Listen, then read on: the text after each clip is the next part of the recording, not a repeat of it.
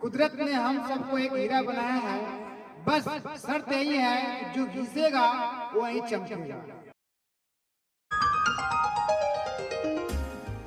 साथियों नमस्कार, आप देख रहे हैं नेशनल जनमंच बलराम कुमार के साथ और इस वक्त हम पतलूका में हैं।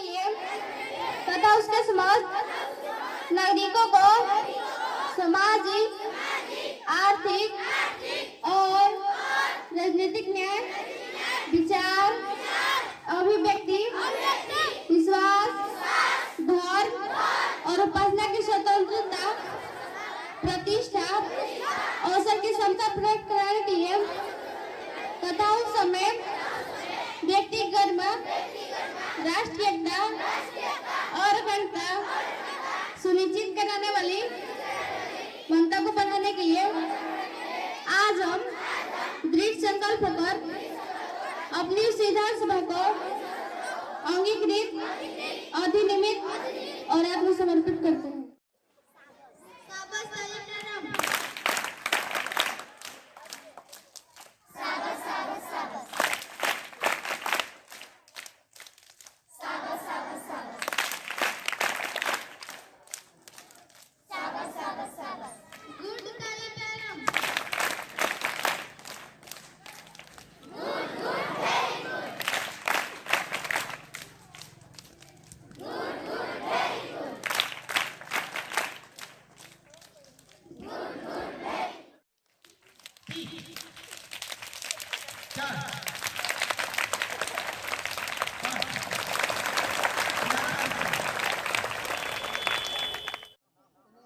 अगर हम एक स्वच्छ समाज, स्वच्छ विद्यालय, स्वच्छ परिवार या स्वच्छ शहर की बात करते हैं तो बच्चों का, समाज का, अभिभावक का, सभी को जागरूक होना होगा।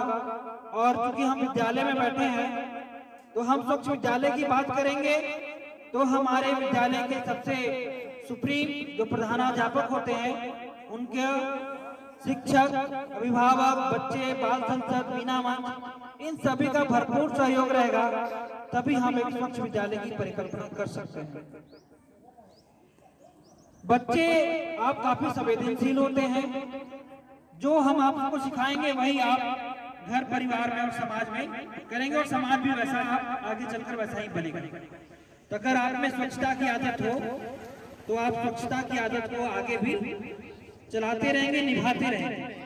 तो हम पहली बात करेंगे व्यक्तिगत स्वच्छता की। तो व्यक्तिगत स्वच्छता में सबसे पहले होता है कि प्रत्येक दिन हम अपने दांतों को साफ करें। तो सबसे पहले प्रत्येक दिन दांत साफ करना चाहिए और प्रत्येक दिन स्नान करने के साथ साथ बालों को कंघी से झाड़ना चाहिए। ये सब बेसिक बातें हैं। हमेशा आपके हाथ साफ होने चाहिए, नाखून कटे होने चाहिए। और हाँ, हाथ धोने का भी एक तरीका है। हाथ धोने का तरीका हम सब एक साथ करते हैं और करेंगे भी। सबसे पहले क्या करना है, पहले हाथों को पानी से धोना है, उसके बाद उसमें साबुन लगाना है और साबुन लगाने के बाद उसको किस तरह से हाथों पे लगाना है करके दिखाएंगे एक बार सभी लोग। पहले हाथों में अच्छी तरह से हम साबुन को लगा लेंगे, हाथ के आगे पीछे दोनों तरफ, उंगलियों के बीच में कैसे लगाएंगे उनको हम करके दिखाएंगे। तो हाथ ऊपर करेंगे, हाथ ऊपर करके आप दिखाइए कि हम साबुन को किस तरह से लगाकर अपने हाथों को साफ करेंगे। और जब साबुन अच्छी तरह से लग जाए तो फिर उसके बाद हम उसको पानी से धो लेंगे। तो कैसे धोएंगे पानी से, उसको धोकर हम दिखाएं। जी बिल्कुल सही। इसी तरह से हम अपने हाथों की सफाई करेंगे। हाथों की सफाई शौच से आने के बाद, खाना खाने से पहले, खाना खाने के बाद, ये मुख्यतः ध्यान दिया जाता है। अब आता है कि विद्यालय परिसर को कैसे स्वच्छ रखें।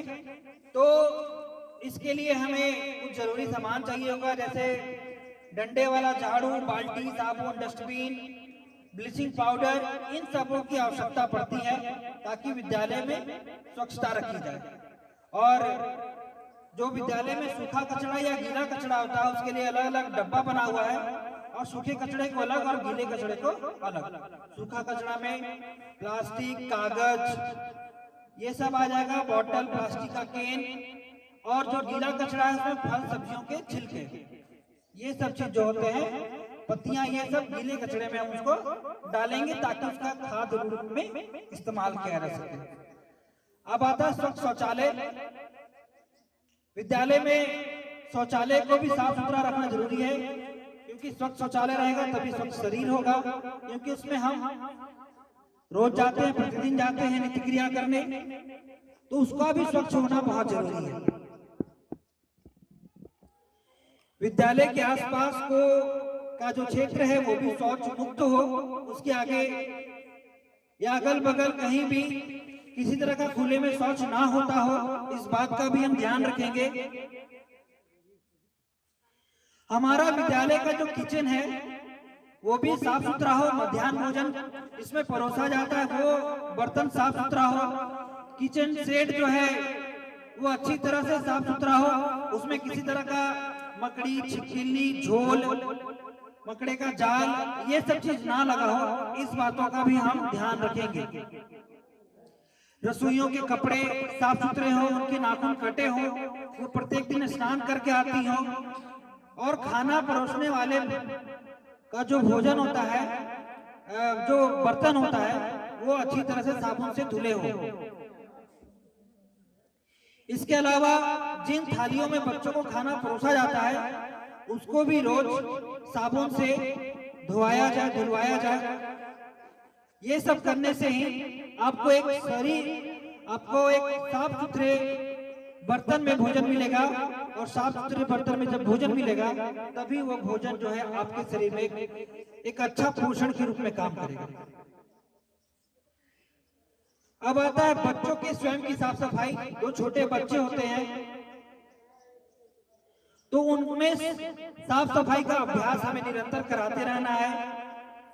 इसके अलावा शौच या मल द्वारा संक्रमण के विभिन्न मार्ग हैं जिन्हें हमें ध्यान देना होगा और उस पर रोक लगानी होगी। जैसे कि खुले में शौच करने से रोक लगाना होगा, मल का पानी में मिलने से, गंदे हाथों से, मक्खी, मच्छर एवं जानवरों से, मल युक्त पानी के इस्तेमाल से, खुला खाना खाने से, ये सब चीजों का ध्यान देना होगा ताकि हम स्वच्छ परिवेश में रह सकें।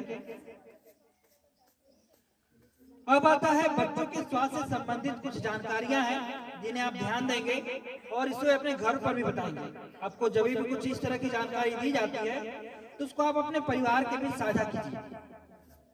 जैसे निमोनिया, सर्दी, खांसी, जुकाम, आंख एवं त्वचा का संक्रमण, चेचक जैसे छोटे मोटे बीमारियों में आप अपने आप को सुरक्षित रखने हेतु खुले में शौच बंद करना होगा। अपने आसपास के क्षेत्रों को भी साफ सुथरा रखना होगा।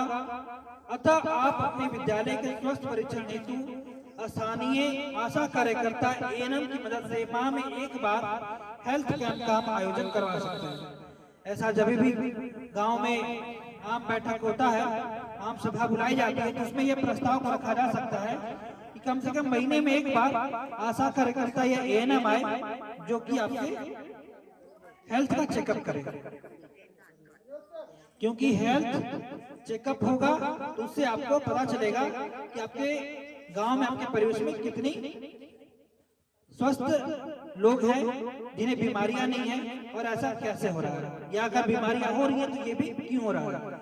इस बात पर गौर करेंगे हम कि स्वच्छता को अगर हम नहीं ध्यान में रखेंगे तो निम्न बीमारियां हो सकती हैं, जैसे diarrhoea, typhoid, hepatitis, dengue, pneumonia, malaria, पीलिया, कॉलरा, सर्दी, खांसी, पोलियो, आंख या त्वचा में संक्रमण, इस तरह की बीमारियां जो होती है वो अक्सर गंदगी, गंदे पानी, गंदे भोजन और गंदे परिसर की वजह से ही होती है। तो इन सब बातों का आप ध्यान रखेंगे। तो इस तरह से आपका सुरक्षित शनिवार का जो कार्यक्रम है वह यहीं पर समाप्त होता है। बहुत बहुत धन्यवाद। साथियों, नेशनल जनमंच को सब्सक्राइब करें, साथ ही बेल आइकन की घंटी को बजाएं।